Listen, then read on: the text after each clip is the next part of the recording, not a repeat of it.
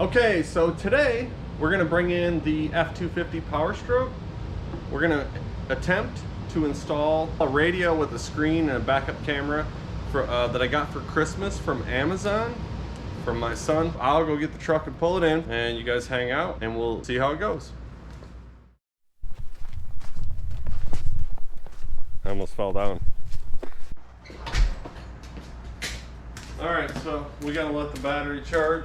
I'll take care of some things in the meantime. You ever have a project like this where you feel it's something simple and so many things just stand in your way? Time, other things, you know. Now the battery's dead. All I want to do is get this radio in with a backup camera. Listen to tunes, I guess, on the way on a trip somewhere to get a vehicle. But mainly for the backup camera to make hooking up the trailer so much easier. I know there's 1,000 ways to do it to make it easier to hook up that trailer, or just the experience of backing up and getting it right the first time. This was the option that I chose, and this sucks. It's just a dead battery, so we'll let it charge, watch some TV or something. We'll give it a half an hour, we'll go out and see if she'll crank. So I know it's gonna be, who installs a radio with butt connectors? Well, you're watching the video. So Wes and I had already wired up this harness from the other radio, but every time we plugged it in, this is a pile with a fold-out screen. There's your part number, or the item number, or whatever. So every time we plugged it in, it would blow a fuse. It would blow this fuse. It blew the fuse under the dash. Hopefully I've replaced it. So something was wrong with the unit. We sent it back. They sent us this one. I ran outside as soon as it showed up because I was kind of excited. I twisted the wires together, plugged it in, and it wouldn't power up. So I was wondering, is it my twisty wires here? Everything's wired the way it should be. We got ground, we've got accessory. It should power up. But when I tried it last time, it would not power on. Let's see. Of course, our glow plugs are going crazy. Oh, it's doing something. Okay, now it's powering up. A little light came on, there we go. So we might be in pretty good shape. Let's see, how do we open the screen here? Well, that's cool, that's great news. Let's get these wires tied up, and then let's hook the backup camera to it and make sure that that works and everything works before we install it in the dash. A simple Google search, and I was able to find a wiring diagram for the original radio, the speaker wires and everything, so we left that alone. When we had the other radio and it would blow a fuse as soon as we hooked it up, we started to disconnect power wires. I was thinking it had something to do with that. Turns out it did not, so we just have to fasten these ones back together and we'll shrink them down. And then I'll grab the backup camera and we'll hook it up and make sure that works correctly, and if it does, we'll go ahead and start to wire the camera in underneath the truck. There is something weird with the camera I noticed when the first one came, and I'll show you that in a minute. We're gonna have to make some modifications to the camera. We tried so hard to get this done while Wes was home for Christmas. We worked for a couple hours trying to figure out why it kept blowing fuses, and is it one of these connections, a ground, something wrong with the truck. Now I do still have the factory radio, although it's a piece of crap, but it did work in here, so I didn't suspect any of the original wiring was the problem. But I guess you just never know. All right, so let's plug this in here. Okay, and then CanVid in. Okay, so that's for the camera. Okay, that adjusts the angle of it. That should work. I definitely don't want to tear up the dash in this old Ford. I love this truck, and I don't want to do anything that I can't come back from to the dash. So I think we shift gears back to the backup camera, and I'll show you some of what's going on with that. All right, so here's some of what I noticed. Now it covers my tag. I'm gonna have to, and the only way it's gonna mount here, I'm gonna have to cut this off. This side will be fine, but yeah, I'm gonna have to chop that off. Now it could, people are gonna say like, why don't you put it at the bottom? But at the bottom, I just feel like it's not gonna capture the hitch. Let's run these through here, because we gotta hook them into the reverse lights. Okay. I'm a little bit concerned about the amount of wire that we have to work with to get all the way up to the front of the truck.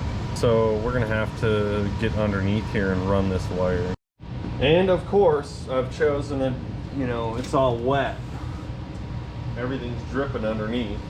but at least I don't have to jack it up.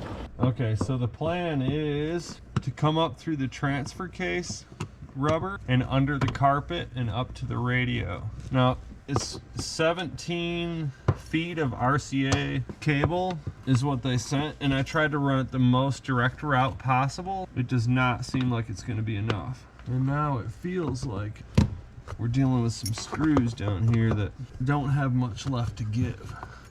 I noticed some stuff underneath that was less than ideal. I knew one of the cab mounts was not great, one of the front cab mounts, but they're both in bad shape. I think that's just an OBS Ford thing, the way they're made. And they just hold all the moisture and the sand and dirt and stuff. So I use this piece of Romex. My hope is that I can slide this underneath the carpet. I might need something. The Romex is coming through now. All right, so that worked. We had enough. That's 17 feet. Turned out to be enough. I wish I could power it with something else, you know, to turn the camera on and off so I could just use it whenever I wanted and not only in reverse. You know what though? If there was a place to put a switch, I don't want to drill any holes in the dash on this thing.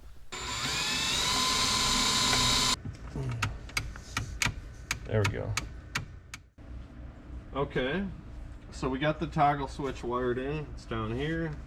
Let's see now what happens with the camera. So we'll turn the key on. Now let's turn on the backup camera. So that's my toggle switch on the floor. That works pretty dang good. There's my ball right there to back up. So I think we can fasten the chassis and then we'll zip tie the wires underneath. We'll modify the backup camera bracket so that it works good with the license plate. Okay, so here, the two Sharpie, the black Sharpie marks, that's where I have to cut it off so it'll clear the tag on my plate. Oh, nah, I put it on upside down. Don't do that. Okay.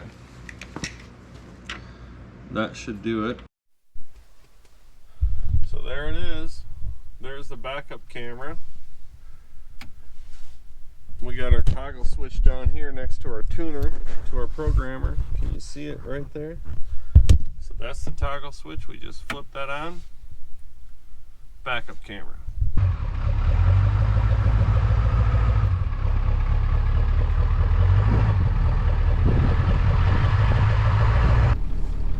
I'm gonna have to paint the tongue a little different color or something because it blends in with everything. I don't want to hit the Impala there either.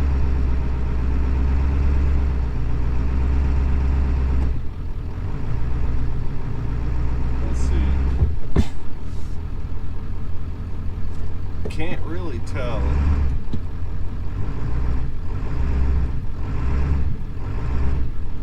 Oh, is the trailer not high enough? Doesn't look like the trailer's high enough. Let's go out and we'll... Oh, Alex is on the trailer right now. You can see him. Okay. Let's see.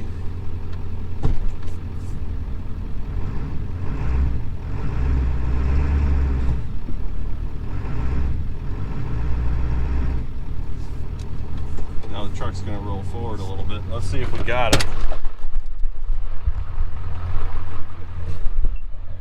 Oh yeah. That'll do. So it worked. So hey, if you enjoyed that video, look at all this snow out here. If you enjoyed that, let us know in the comments. Thanks for watching.